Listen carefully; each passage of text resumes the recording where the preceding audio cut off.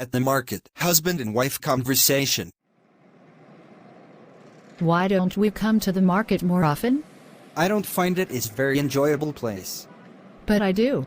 I want to come here every day. Come here every day, then, who stops you? You have nothing better to do. Now, don't shout. I did not say I will come here every day. I said I want to come here. Let's not argue anymore. Let's quickly do the shopping and go home. The children must be getting impatient. Okay, here is the shopping list. We will first buy toiletries and groceries and then go to the vegetable stall.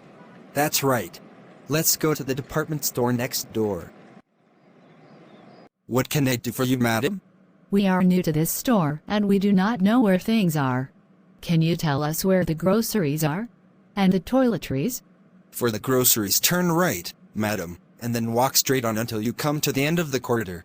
And for the toiletries, just turn left and you walk right into them. Thanks.